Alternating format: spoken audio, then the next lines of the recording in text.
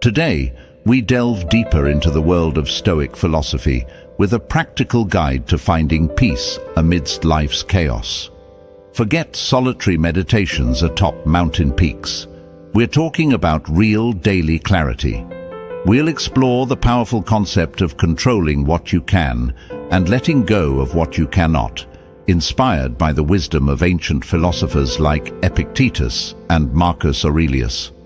You'll learn actionable steps to apply Stoic principles into your daily routine, reduce stress, and cultivate mental resilience. Whether you're stuck in traffic, dealing with a cancelled trip, or facing a major life challenge, these insights will help you stay calm and centered. Lesson 1. The one path to serenity, and it ain't what you think. All right, folks, let's talk about finding some peace in this crazy world. We're not talking about meditation retreats or chanting Om on a mountaintop, although hey, if that's your jam, go for it. We're talking about a practical, everyday kind of serenity that can help you navigate life's ups and downs with a little more grace and a lot less stress. The secret sauce. It's all about control, or lack thereof. Here's the deal. Life is messy. Things happen that are totally out of our control. Traffic jams, bad weather, that jerk who cut you off in line. And if we're not careful, these external events can hijack our emotions and send us spiraling into a pit of frustration and anxiety. But here's the kicker. The only thing we can truly control is our own minds, our thoughts, our beliefs, our reactions.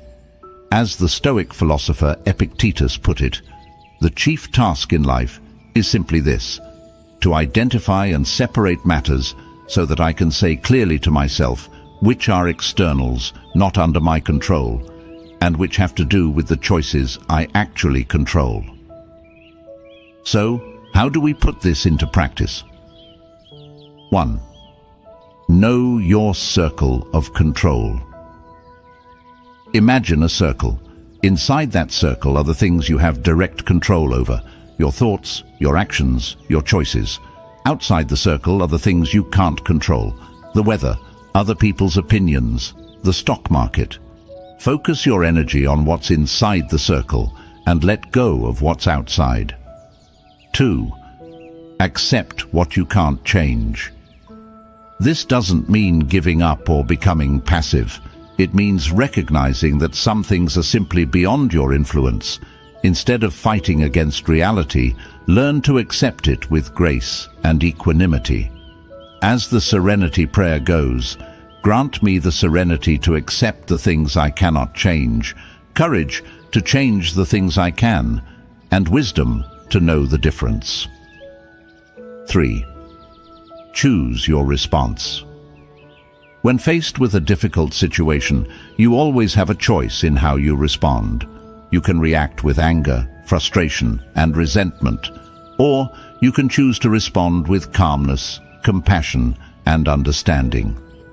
As Viktor Frankl, a Holocaust survivor and psychiatrist, famously said, "Between stimulus and response, there is a space. In that space is our power to choose our response. In our response lies our growth and our freedom." Real-world examples, because philosophy is best served with a side of reality. The traffic jam, Stoic. Stuck in bumper-to-bumper traffic? Instead of cursing and honking, take a deep breath and use the time to listen to a podcast, practice mindfulness, or simply enjoy the forced break from the daily grind. The cancelled flight philosopher. Flight cancelled. Instead of throwing a tantrum, take a moment to assess your options. Can you rebook on a later flight?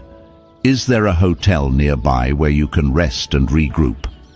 Remember, getting upset won't change the situation, but it will make you miserable.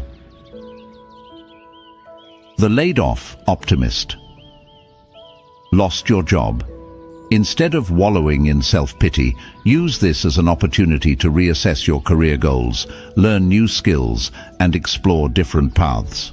Remember, setbacks are often the seeds of new beginnings.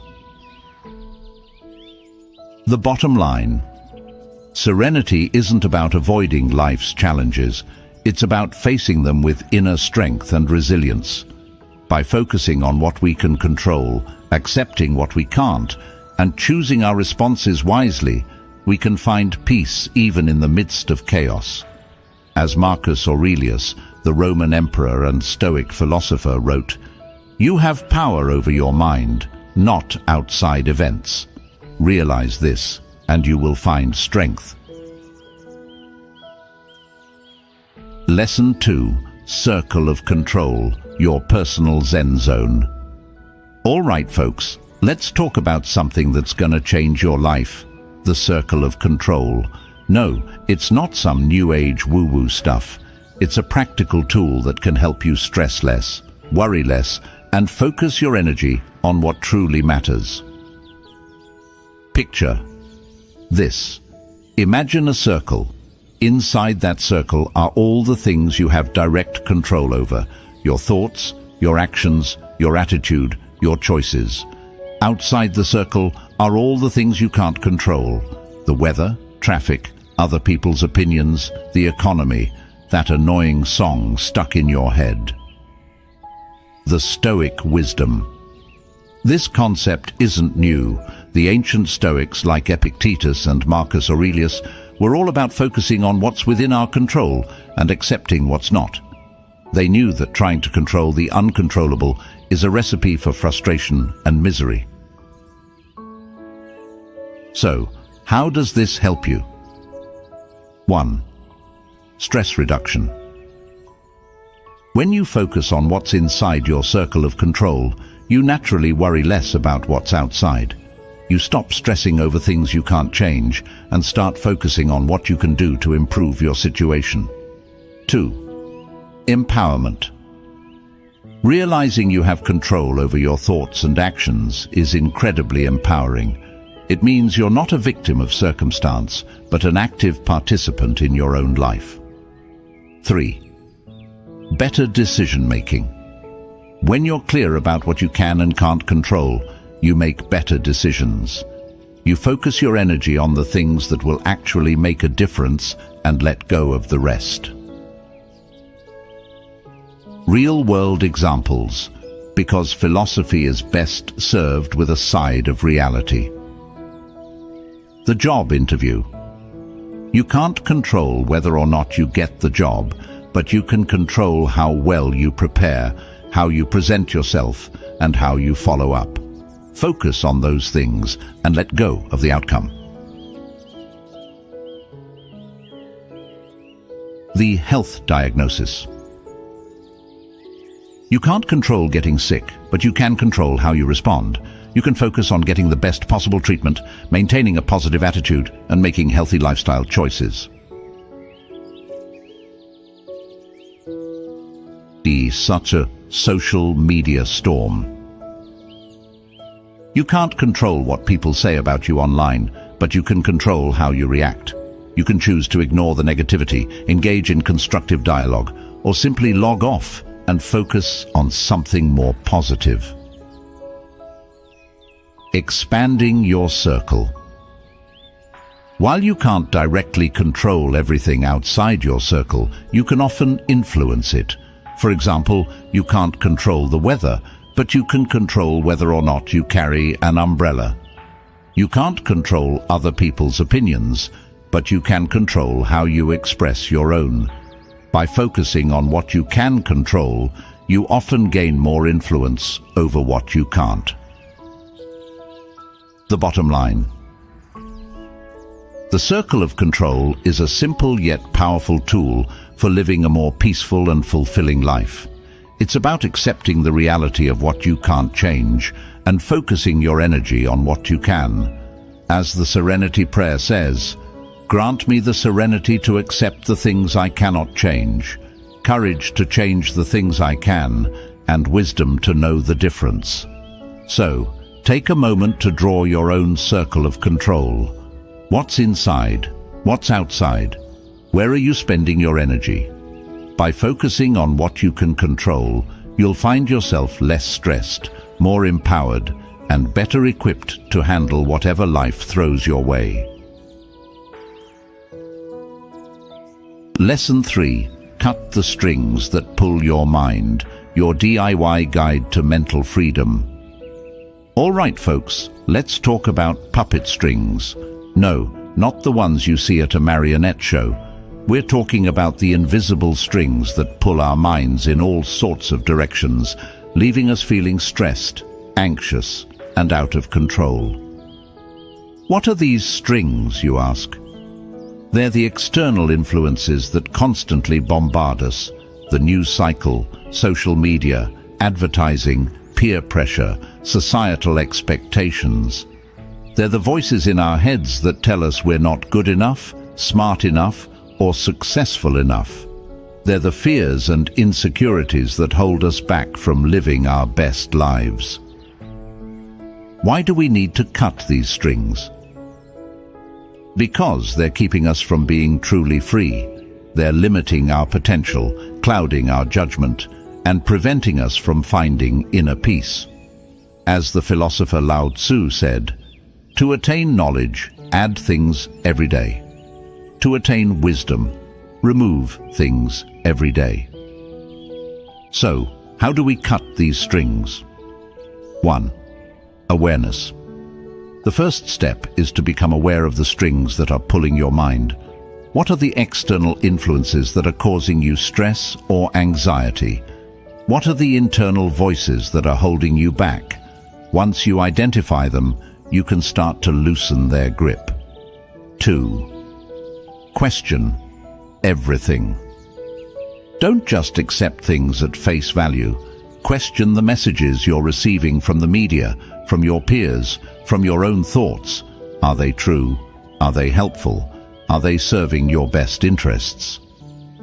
3. Set boundaries. Learn to say no to things that don't align with your values or goals. Limit your exposure to negative news and social media.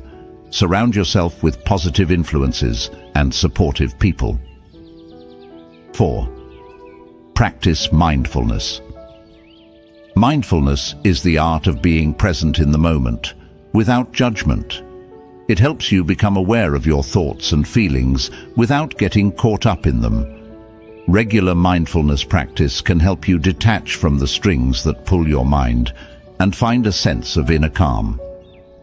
5. Cultivate inner strength. Build your resilience and self-confidence. Learn to trust your own judgment and make decisions based on your own values, not on what others think or expect of you. Real-world examples, because philosophy is best served with a side of reality. The news junkie. Feeling overwhelmed by the constant barrage of negative news? Limit your news consumption to a specific time each day, or switch to more positive sources of information.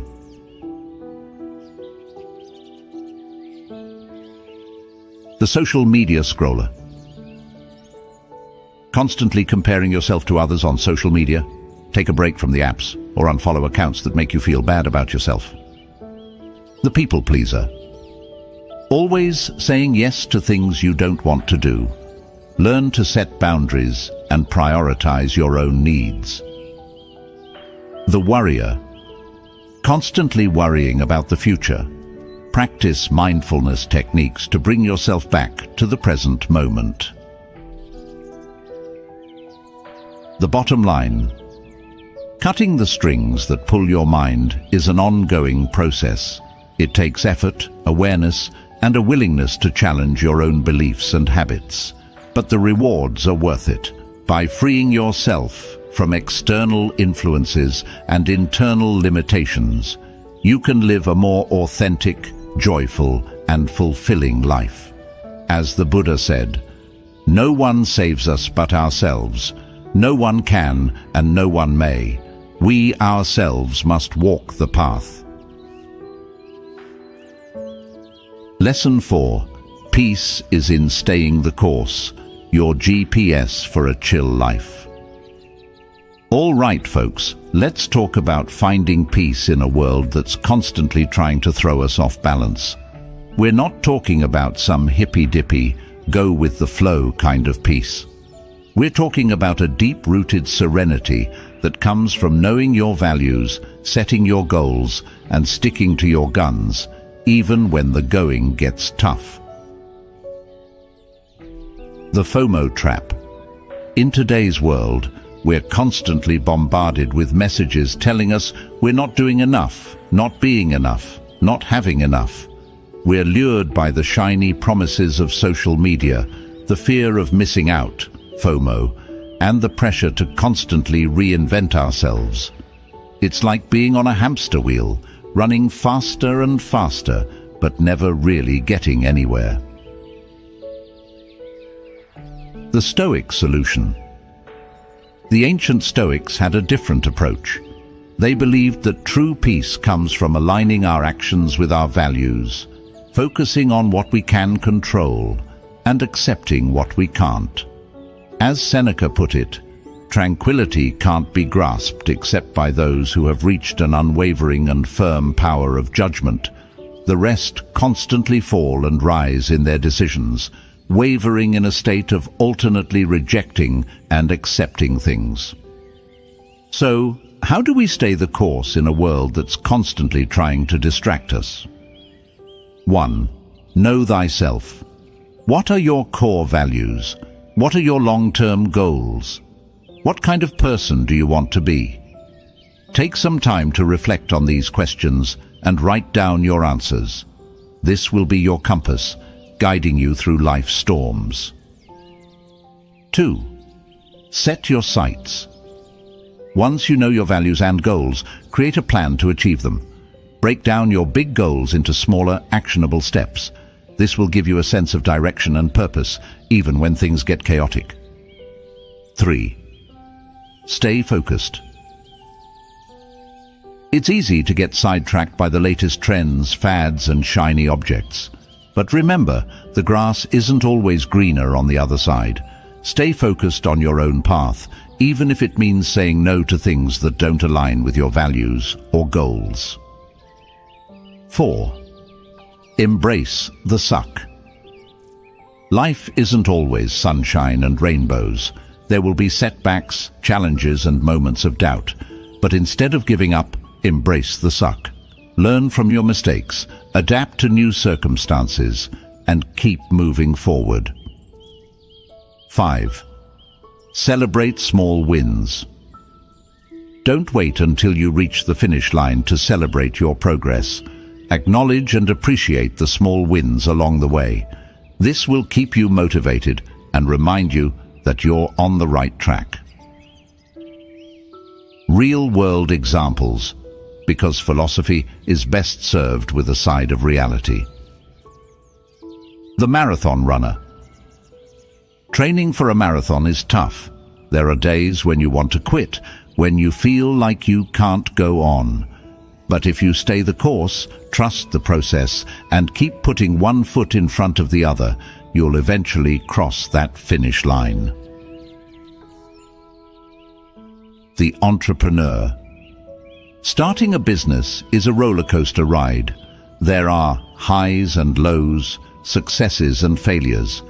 But if you stay true to your vision, persevere through the challenges, and learn from your mistakes, you'll eventually build something you're proud of.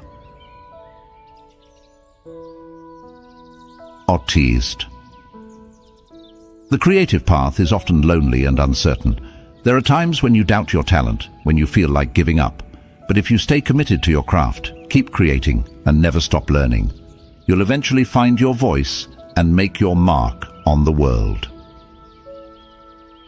The bottom line. Peace is not a destination, but a journey. It's about staying true to yourself, even when the world is trying to pull you in different directions.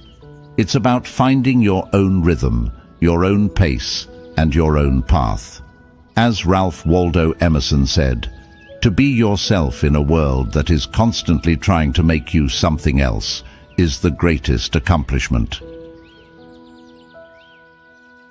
Lesson 5. Never do anything out of habit. Break free from the mental chains. All right, folks, let's talk about habits. No, not the good ones like brushing your teeth or exercising. We're talking about those sneaky, unconscious patterns of behavior that can trap us in a rut and keep us from living our best lives. The habit loop.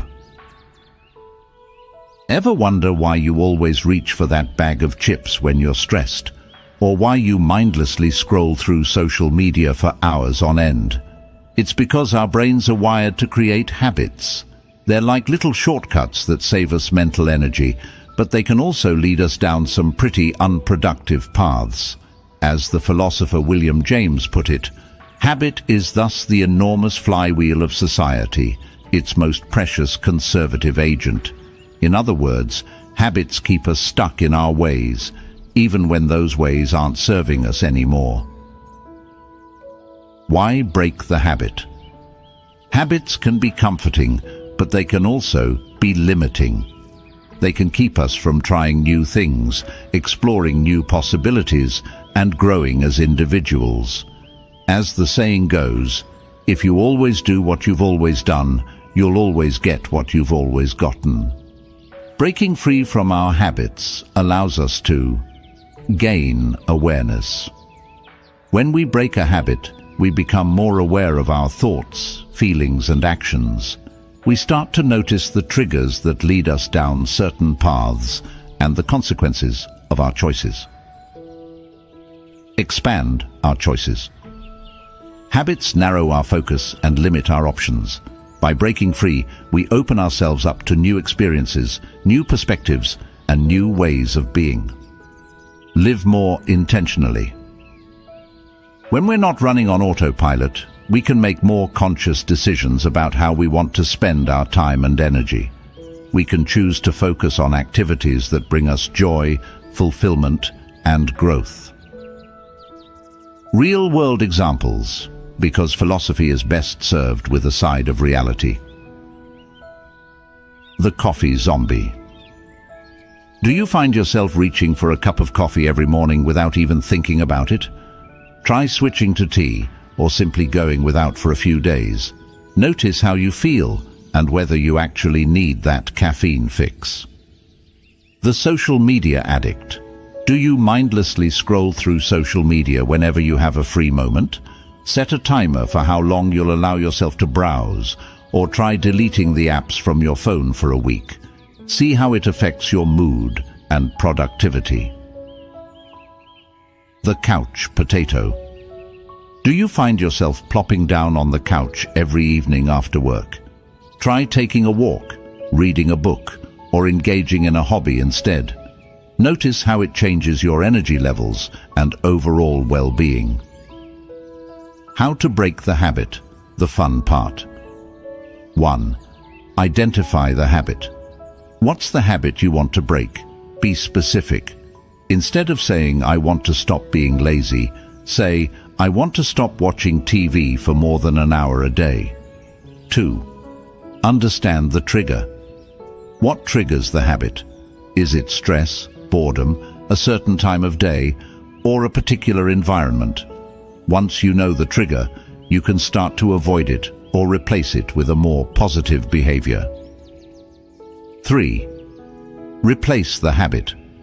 Don't just try to stop doing something. Instead, replace it with a new, healthier habit. If you want to stop snacking on junk food, replace it with fruits and vegetables. If you want to stop scrolling through social media, replace it with reading or spending time in nature. 4. Be patient. Breaking a habit takes time and effort. Don't get discouraged if you slip up. Just pick yourself up and keep going. Remember, progress, not perfection, is the goal. The bottom line. Habits are powerful, but they don't have to control us. By becoming aware of our habits, understanding their triggers, and replacing them with more positive behaviors, we can break free from the mental chains that hold us back and live more intentional, fulfilling lives. As Aristotle said, we are what we repeatedly do. Excellence, then, is not an act, but a habit. Lesson 6. Reboot the real work. Ditch the hustle. Find your flow. All right, folks, let's cut the crap and talk about real work. Not the endless grind, the hustle culture, the rise and grind mentality that's got us all burnt out. We're talking about the kind of work that lights you up, that makes you feel alive, that leaves you feeling satisfied at the end of the day. The busy trap. In today's world, we're constantly bombarded with messages telling us to be more productive, to do more, to achieve more. We're glued to our screens, checking emails, scrolling through social media, juggling multiple tasks at once. But all this busyness doesn't necessarily equate to meaningful work. As the philosopher Seneca put it, it is not that we have a short time to live, but that we waste a lot of it. Life is long enough, and a sufficiently generous amount has been given to us for the highest achievements if it were all well invested. So, how do we reboot our approach to work and find more meaning and fulfillment in what we do? 1. Define your real work. What are you truly passionate about? What are your unique talents and skills? What kind of work makes you feel like you're making a difference? Take some time to reflect on these questions and identify your real work, the work that aligns with your values, your passions, and your purpose. 2. Ditch the distractions. In today's hyper-connected world, distractions are everywhere. Emails, notifications, social media, the endless stream of information vying for our attention. Learn to set boundaries, turn off notifications, and create dedicated blocks of time for focused work. As the saying goes, work expands so as to fill the time available for its completion. 3. Embrace deep work. Deep work is the state of focused concentration that allows us to produce our best work. It's about eliminating distractions, setting clear goals, and immersing ourselves fully in the task at hand. As Cal Newport, author of Deep Work, puts it, clarity about what matters provides clarity about what does not. 4. Find your flow. Flow is that magical state where you're completely absorbed in what you're doing. Time seems to disappear, and you're performing at your peak. It's the sweet spot between challenge and skill, where you're pushing yourself, but not overwhelmed. To find your flow, choose tasks that are both challenging and engaging, and create an environment that minimizes distractions. 5. Prioritize rest and recovery. Real work isn't about burning the candle at both ends. It's about working sustainably, taking breaks, and prioritizing rest and recovery. As the saying goes, all work and no play makes Jack a dull boy. Real-world examples, because philosophy is best served with a side of reality. The writer's retreat. Many writers find that they're most productive when they disconnect from the world and immerse themselves in their work. They might rent a cabin in the woods, go on a silent retreat, or simply turn off their phones and close their email for a few hours each day. The entrepreneur's morning routine. Many successful entrepreneurs have a morning routine that sets them up for a productive day. This might include meditation, exercise, journaling, or simply enjoying a cup of coffee in silence. The artist's creative rituals. Many artists have rituals that help them get into the creative flow. This might include listening to music, lighting candles, or taking a walk in nature. The bottom line, rebooting the real work is about shifting your focus from quantity to quality, from busyness to meaning, from hustle to flow. It's about doing work that matters, work that lights you up, work that leaves you feeling fulfilled and satisfied. As the poet Mary Oliver put it, "Tell me, what is it you plan to do with your one wild and precious life?" Lesson 7. See the world like a poet and an artist. Unleash your inner creative genius. All right, folks, let's ditch the mundane and dive into a world of wonder. We're not talking about art school or poetry slams, although those are cool too. We're talking about a mindset shift, a way of perceiving the world that can transform your everyday life into a masterpiece. The art of seeing. Ever notice how kids see the world with such wonder and curiosity? They're fascinated by the smallest details. A ladybug crawling on a leaf, a cloud shaped like a dinosaur, the way sunlight filters through the trees. Somewhere along the way, we lose that sense of awe and wonder. We get caught up in the daily grind, the to-do lists, the endless stream of information bombarding our senses. But what if we could recapture that childlike wonder? What if we could see the world through the eyes of a poet or an artist? The philosopher's lens. The ancient Greeks had a word for this, theoria, which means contemplation or speculation. It's about looking beyond the surface of things, seeing the hidden patterns and connections, and finding beauty in the ordinary. As the philosopher Plato put it, beauty lies in the eyes of the beholder. But what if we could train our eyes to see more beauty, more meaning, more magic in the world around us? So, how do we cultivate this artistic and poetic vision? 1. Slow down. In our fast-paced world, it's easy to rush through life without really paying attention. Take some time each day to slow down, breathe deeply, and simply observe your surroundings. Notice the colors, the textures, the sounds, the smells. 2. Look for patterns. Poets and artists are masters at finding patterns and connections in the world around them. Look for patterns in nature, in architecture, in human behavior. Notice the way light and shadow play on a building, the way a flock of birds moves in unison, the way a smile can light up a room. 3. Embrace metaphor. Metaphor is the language of poetry and art. It's about seeing one thing in terms of another, finding similarities in seemingly disparate things. For example, a sunset might be described as a fiery canvas, a rainstorm as a symphony of nature, or a city skyline as a concrete jungle. 4. Cultivate curiosity. Ask questions, explore new ideas, challenge your assumptions. Don't be afraid to step outside your comfort zone and try new things. The world is full of surprises, waiting to be discovered. Real-world examples, because philosophy is best served with a side of reality. The commuter poet. Instead of mindlessly scrolling through your phone on your commute, look out the window and observe the world around you. Notice the way the sunlight reflects off the buildings, the way the trees sway in the wind, the way people interact with each other. Write a haiku or a short poem about what you see.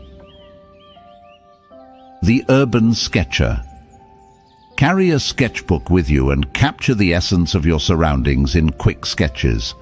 Don't worry about perfection, just focus on capturing the feeling of the moment. The mindful eater. Instead of wolfing down your food, take a moment to appreciate the colors, textures, and flavors.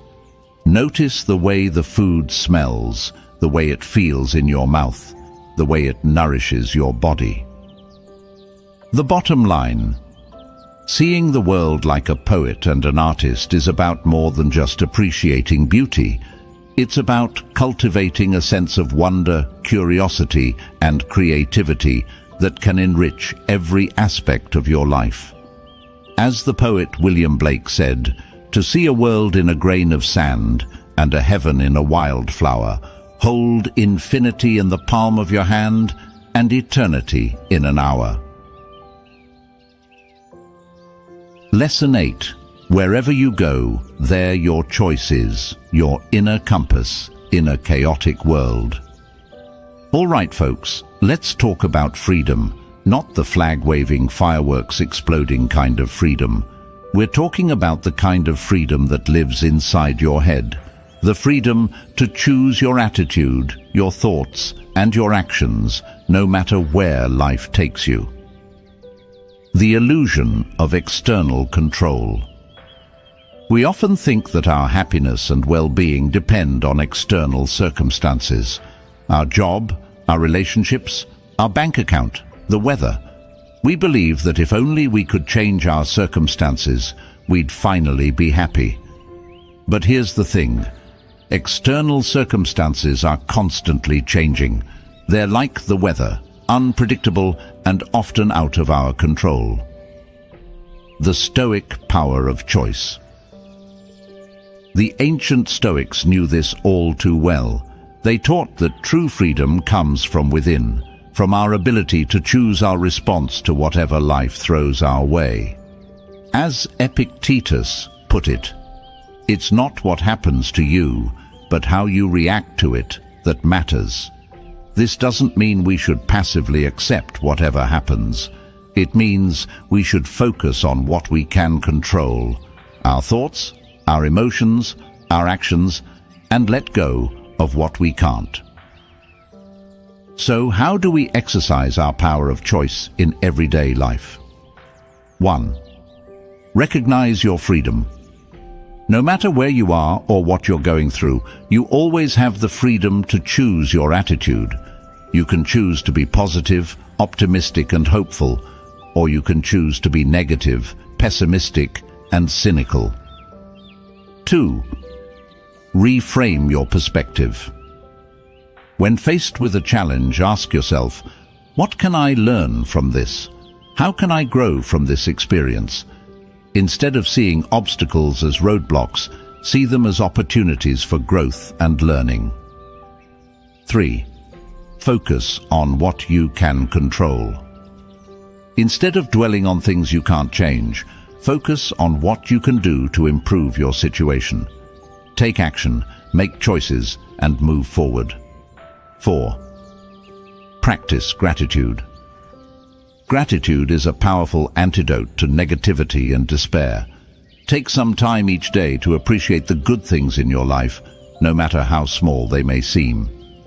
Real-world examples, because philosophy is best served with a side of reality. The traffic jam, Stoic.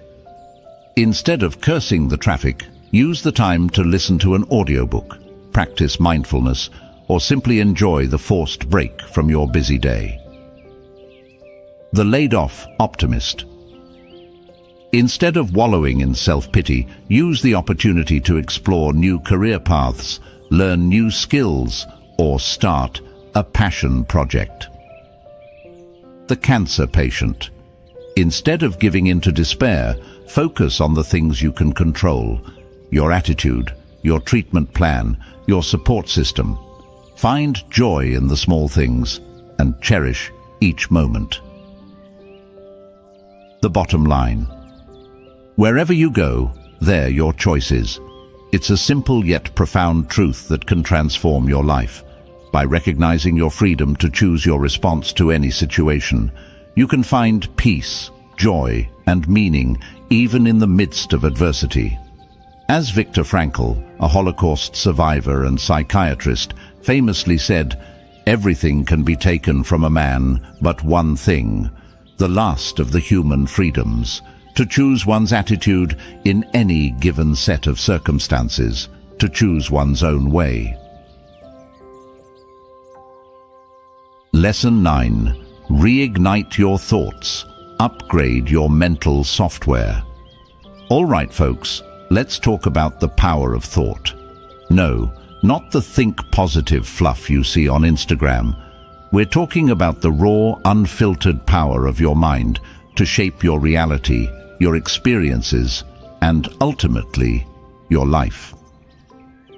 The mind as a muscle. Think of your mind like a muscle.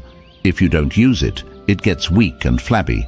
But if you challenge it, exercise it, and feed it the right nutrients, it can grow stronger, sharper, and more resilient. As the philosopher René Descartes famously said, "I think, therefore I am."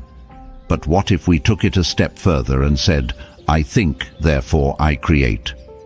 Our thoughts are not just passive reflections of reality, they're active forces that shape our world. Why reignite your thoughts? Our thoughts can be our greatest allies or our worst enemies. They can lift us up or drag us down, inspire us or discourage us, empower us or imprison us. When our thoughts become stagnant, repetitive, or negative, we get stuck in a rut, both mentally and emotionally. Reignite your thoughts to break free from limiting beliefs. We all have beliefs about ourselves and the world around us. Some of these beliefs are empowering, while others are limiting. By challenging our assumptions and questioning our beliefs, we can break free from the mental chains that hold us back. Cultivate a growth mindset. A growth mindset is the belief that our abilities and intelligence can be developed through dedication and hard work. By embracing a growth mindset, we open ourselves up to new possibilities and challenges, and we become more resilient in the face of setbacks. Enhance creativity and innovation. Our thoughts are the building blocks of our creativity. By expanding our thinking, exploring new ideas, and connecting seemingly unrelated concepts, we can spark our imagination and come up with innovative solutions to problems. Real-world examples, because philosophy is best served with a side of reality. The entrepreneur's pivot. When faced with a failing business, an entrepreneur with a growth mindset will see it as an opportunity to learn, adapt, and pivot in a new direction. They'll challenge their assumptions, question their strategies, and come up with innovative solutions to turn things around. The artist's breakthrough. An artist who's stuck in a creative rut can reignite their thoughts by experimenting with new mediums, exploring different genres, or collaborating with other artists. By pushing their boundaries and stepping outside their comfort zone, they can spark their creativity and produce groundbreaking work. The student's aha moment. A student who's struggling with a difficult concept can reignite their thoughts by seeking out different explanations, asking for help from a tutor or teacher, or simply taking a break and coming back to the problem with fresh eyes. By persevering and approaching the problem from different angles, they can eventually achieve a breakthrough. How to reignite your thoughts, your mental workout routine.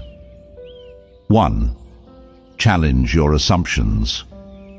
Question your beliefs, your biases, and your preconceived notions. Ask yourself, is this really true? What evidence do I have to support this belief? Are there other perspectives I haven't considered? 2. Seek out new information. Read books, watch documentaries, listen to podcasts, attend lectures, engage in conversations with people who have different views than you. The more you expose yourself to new ideas and perspectives, the more your thinking will expand. 3. Practice mindfulness. Mindfulness is the practice of paying attention to the present moment without judgment. By cultivating mindfulness, you can become more aware of your thoughts and feelings, and you can learn to detach from negative thought patterns. 4. Embrace curiosity. Ask questions, explore new interests, try new things. The more curious you are, the more your mind will grow and evolve. The bottom line. Your thoughts are not just fleeting mental events. They're powerful forces that shape your reality. By reigniting your thoughts, you can break free from limiting beliefs, cultivate a growth mindset, enhance your creativity, and live a more fulfilling life. As the philosopher Socrates said, the only true wisdom is in knowing you know nothing. So, go out there and learn something new. Your mind will thank you for it. All right, folks, that's a wrap for today's journey into Stoicism and finding inner peace. Remember, life throws all sorts of challenges our way, but by focusing on what we can control and accepting what we can't, we can navigate these ups and downs with grace and resilience. It's not about avoiding difficulties, but facing them with a strong and steady mind. So, next time you're in a tough spot, take a deep breath, reflect on your circle of control, and choose your response wisely. As Marcus Aurelius said, "You have power over your mind, not outside events. Realize this, and you will find strength." Thanks for watching, and don't forget to hit that like button, subscribe, and leave a comment below about how you practice Stoicism in your life. See you in the next video. Stay strong, stay stoic.